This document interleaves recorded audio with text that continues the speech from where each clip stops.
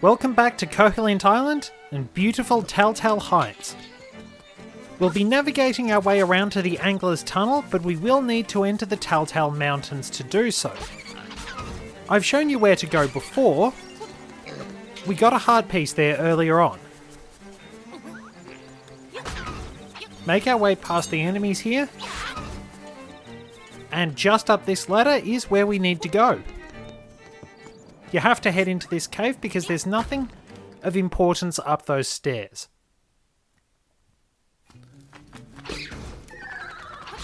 Take care of any enemies that get into our path. And as always, make our way through. It's worth noting those torches will only spit fireballs when Zols are on screen. Take out the Zols quickly and avoid the fireballs. If you head up here, you can see a heart piece, which we will get later. And some rocks, which we will have to break using the Pegasus boots. We can't get to that chest in the cave just yet, but we do have another one. 50 more rupees.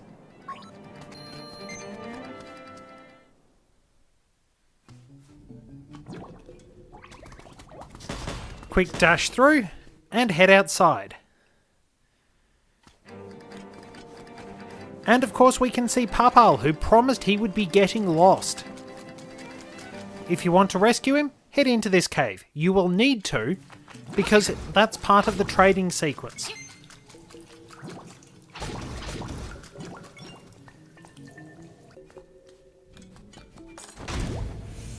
And nothing special, just a dud chest. Make our way outside and talk to him. And you'll notice there is a secret seashell nearby, but we can't get to it yet. Yep, Papal got lost, just like he said. Now I am so famished I can't move. Can you give me some victuals? The pineapple from earlier comes in handy. This pineapple is so delicious. I'm going to eat it right now. Bon appetit. This wasn't meant to be a reward. Here, take this. It's a hibiscus.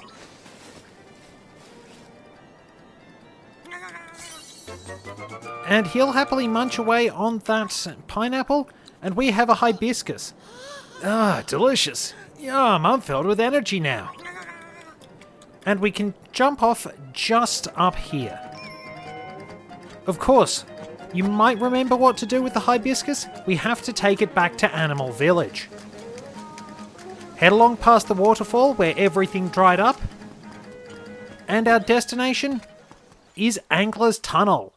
As always, let's listen to the music for a while.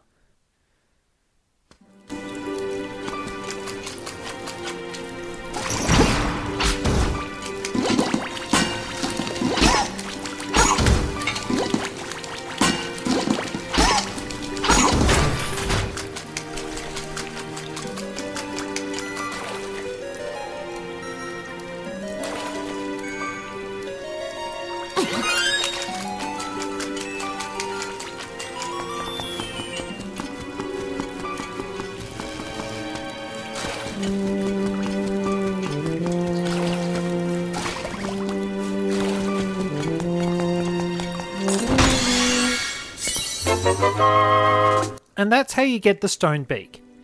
Now, if you've played the original games, you will know that Angler's Tunnel just had a sped up version, only a little bit sped up, of the cave theme.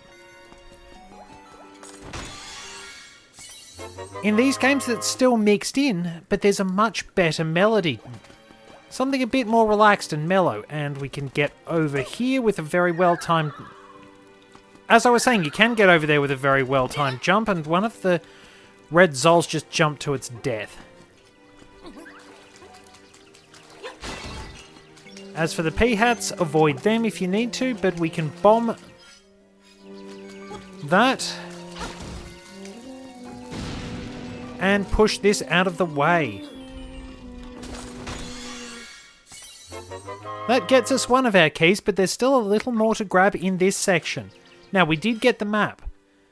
This dungeon is meant to sort of look like a fish. It's kind of vague, but it's there. Probably needed a larger tail, but there you go. Anyway, head along here. And we'll have one last pickup, and we'd better get some magic powder out to deal with those. Oh, great. Alright, so my bombs didn't quite make it. Don't accidentally go out of the room. And also, don't accidentally drown. Apparently, Link never learned to swim. Then again, I suppose nobody in Koholint Island appears to know how to swim either. So, we have a couple of keys in tow.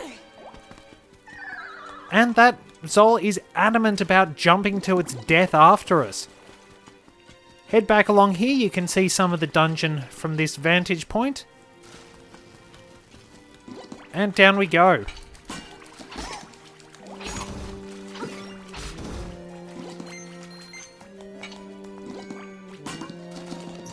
Not too shabby.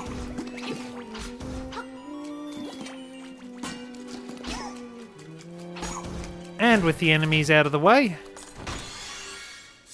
this chest leads us to the compass. We've already got some pretty good items.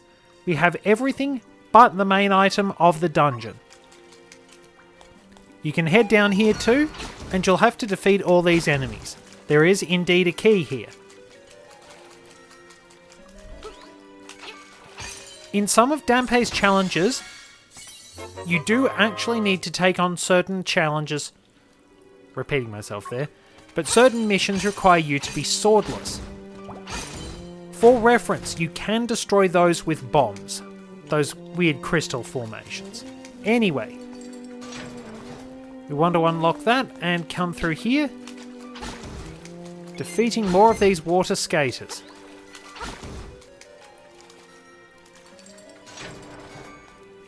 Unlock this, and we can't get to that just yet. As you can probably guess, the flippers are in this dungeon. And a nice jump. So we don't need to...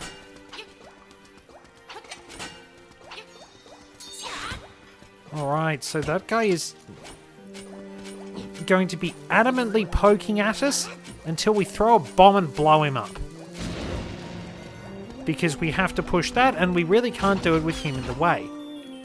However, that does mean we can't access that little tunnel under there, but you don't have to worry about that. And now we have a pair of red Zols to deal with, and the key goes underwater. That's where those stairs lead to. It's worth noting, there is a point where you could jump to a locked door once you've got the key that is supposed to unlock that. I'll show you as we go along. And a Spiny has just killed itself. Note that over there is a chest with 50 rupees, and we have an owl statue we can talk to as well. The glint of the tile will be your guide. So we will have to pay attention to that. Oh, it just started. The minute I wanted to go after it, it started flying and made itself invincible. So if a Peahat's petals are moving, they're invulnerable. Which is a little annoying. So, that door, over there, you could access that and the locked door behind it by doing a dash jump with the Pegasus boots in the original game. The DX version made it impossible to get over there because you could soft lock yourself.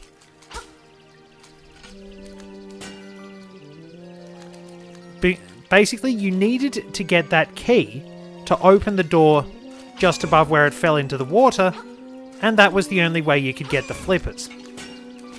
Unfortunately, you needed the flippers to get the key, and you needed the key to get the flippers.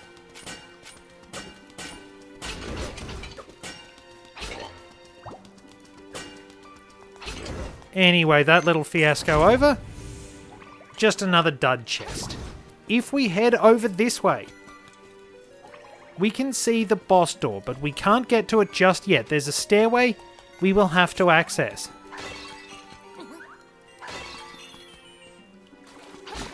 So, these tiles are what the owl was talking about, but they're not glinting. You'll find their secrets in due time. Especially since we have the key we need.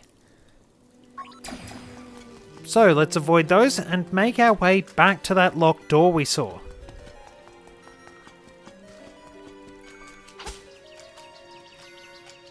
Any sort of movement and they're invincible. That's actually really, really annoying.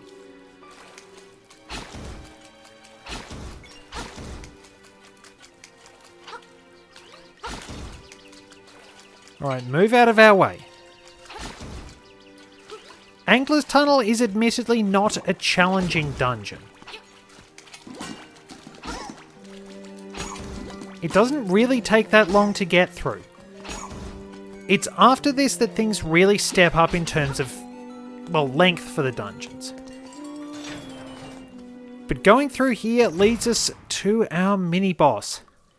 This is Cue Ball. The cephalopod-like creature I've managed to miss. So, the trick is to jump over him and attack him. You can chase after him, but it's a bit bothersome. In essence, this is a precursor to the big octo that is found in Jabu Jabu's belly.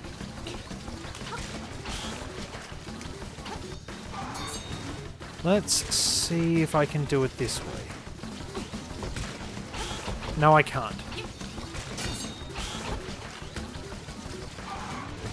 Okay, I'm probably being a little bit reckless, but basically it's either you chase after him or you jump him and hack him.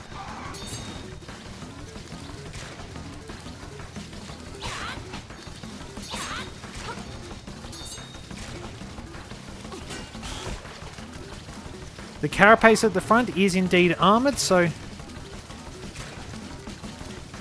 let's give you a quick basically a little demonstration of how you're ideally meant to go about it. But it is particularly slow. And he's much better about changing direction in these. So the easiest strategy is indeed to use the Roc's Feather. He's just a bit time consuming, really.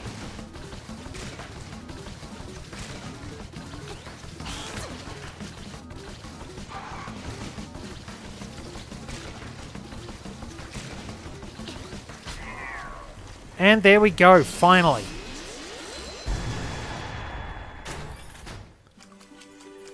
And you can warp back to the start if you need to. But if we head up through here, we can get past the spark, dash through here. And we have access to our item, the flippers. By acquiring these, Link magically gains the ability to swim. We're not exactly sure why, but just roll with it. Also, we've been introduced to Helmasaurs, aka Iron Masks. We can't do anything about them, they're masks anyway, just yet. You have to hit them in the back, but they're prone to changing direction extremely quickly. So probably our best bet would have been a spin attack. And now you can see what they were talking about when they mentioned those tiles. Step here, here, here,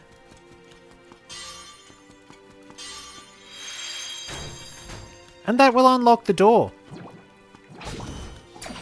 Now we have one more key to collect. So swim out this way.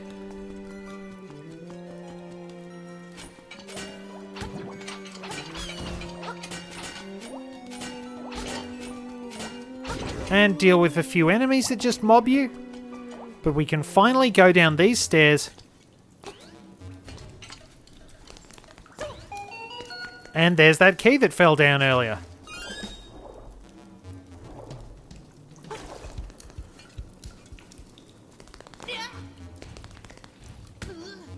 Well, that didn't go as well as I planned.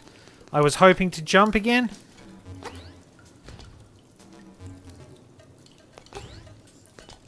Good tip, don't show off. I could hardly call it a pro tip because I'm not exactly a professional, am I? Anyway, we pretty much have most of Angler's Tunnel wrapped up. It's just getting through to the last section. Actually, hang on, I want to say something. Okay. Ah. Oh. So, press A to swim quickly, B to dive and avoid enemies, or pick up things that have gone underwater. So there's our 50 rupees in the chest. Let's see. There is a piece of power underwater, but the music annoys me. And unfortunately, nothing wound up going underwater. I couldn't see if I could drown those gels.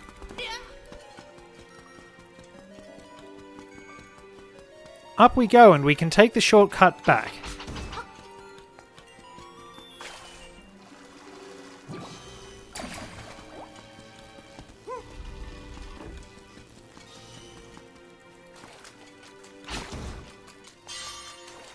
You might be noting we are missing a certain item, the boss key. Remember the pattern in which those tiles lit up in the room a little while back, because when you complete this, a stairway opens up. And this indeed leads to the boss key.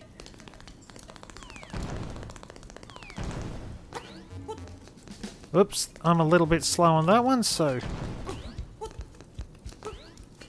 But, there's the idea. Jump over there, and climb up. Head down here, and there is our boss key. Simple as that.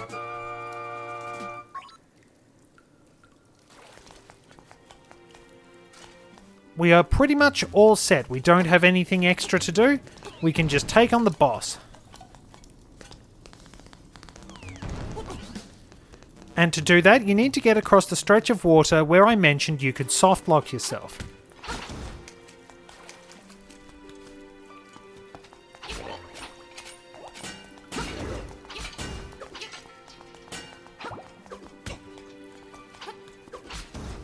Okay, combat's not going too well today.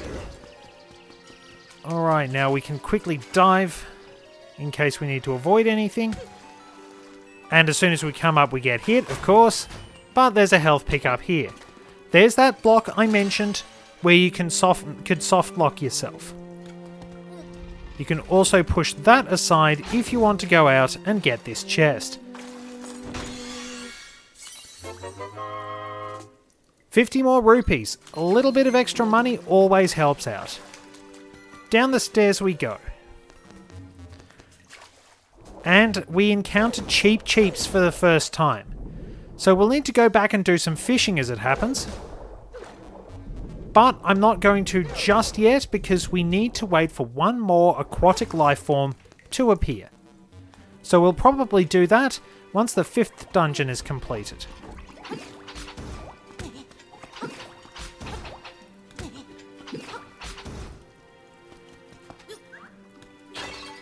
And it is time to battle the boss. Grab that, unlock the door, and we confront our latest nightmare, a staircase. Stairs? No!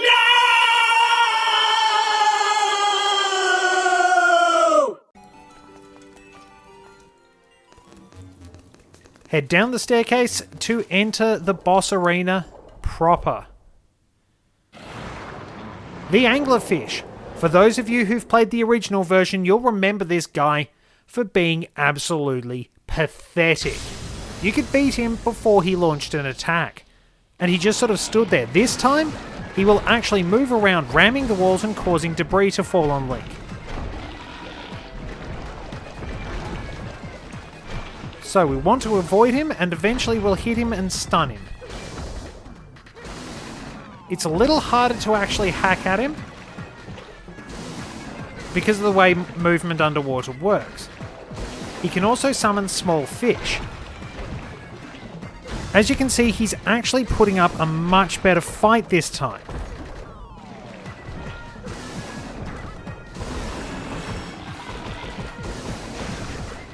And you do have to target that lure on his head. Nonetheless, while I am sort of rushing things a little bit and demonstrating all the attacks he has, it's still not a very difficult boss in general. And I took it out without even paying attention. Taking out some of the little fish that swim in, and Link just delivers a casual backhand to brush it aside. It's improved, but it's still not a very difficult boss in all fairness. And with our heart container acquired, and 11 hearts, we surface. Thank you.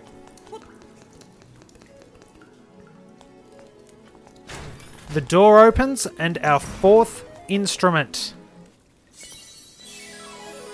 We have the Surf Harp. We're halfway there. Or should I say harpway there? Actually, no, I shouldn't say that.